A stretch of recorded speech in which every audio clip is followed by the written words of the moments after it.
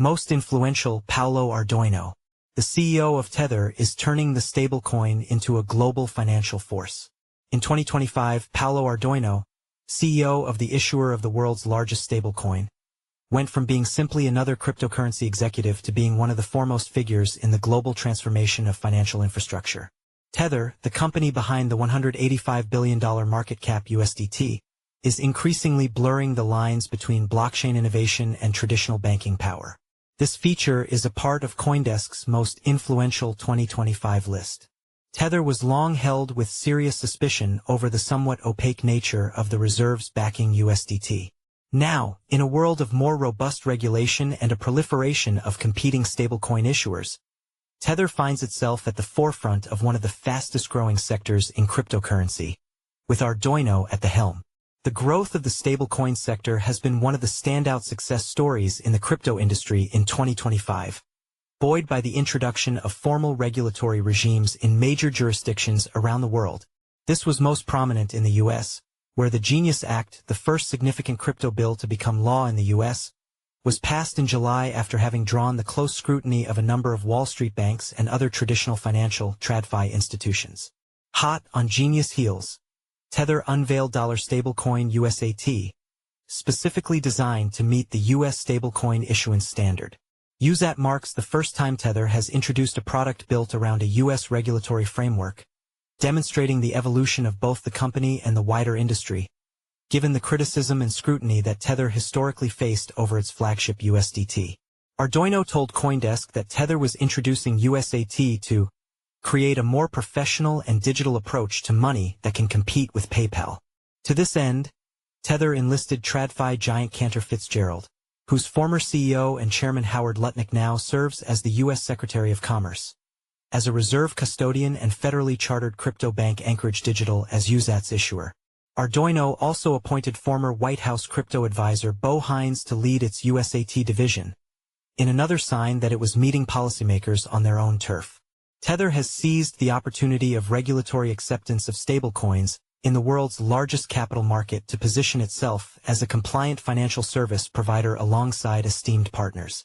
The introduction of clearer regulation on the issuance of stablecoins, their treatment as financial instruments and rules on how they are backed helped contribute to a surge in the market cap of the sector, which reached $300 billion in October, a year-to-date increase of over 45%. USDT's dominance of the sector sat at a healthy 60% as of the end of November. Tether's influence in the cryptocurrency industry is not defined solely by stablecoins, however. Under Ardoino's direction, the company is transitioning from solely a token issuer to a financial infrastructure provider with the help of its enormous balance sheet. Tether's profits for 2025 exceeded $10 billion as of Q3, with an almost unimaginable profit margin of 99%, according to Ardoino. This somewhat staggering balance sheet strength has given Tether the heaps of dry powder needed to transform itself into an investment or development bank in all but name. Ardoino said in July that its investment portfolio had grown to more than 120 companies, investments it has made through its profits. The company has applied for an investment fund license in crypto-friendly El Salvador, where it is headquartered, and where Tether has previously invested in Bitcoin mining operations. Tether expanded its mining interests in 2025, acquiring a 70% stake in Brazilian agribusiness firm Atacoagro to explore BTC mining with surplus renewable energy. Ardoino had said in May that he intended Tether to be the biggest Bitcoin miner by the end of 2025, having invested $2 billion in energy production and mining operations. Tether's mining interests have extended beyond digital gold to physical gold, with reports that the company has held discussions with mining groups about putting money into the gold supply chain, such as in refining and trading. Tether had acquired a minority stake in precious metals investment company Elemental Altus in June and holds $12.9 billion in gold. Ardoino referred to the yellow metal as Bitcoin in nature in an appearance at Bitcoin 2025 in May.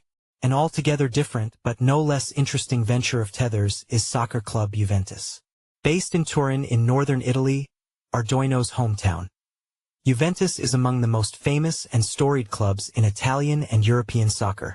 Tether acquired 8.2% of Juventus in February, which it grew to over 10% in April to become the club's second-largest shareholder. Far from the array of crypto companies that paid sports clubs and leagues to have their name and branding splashed over arenas and uniforms in 2021 to 22, Tether has sought an active role in the running of the club, asking to participate in the club's capital increase and be granted a board seat. The possibility of Tether exerting significant influence in the governance of one of the world's most famous soccer clubs demonstrates the potential for Tether and Ardoino to build a global footprint that stretches far beyond cryptocurrency.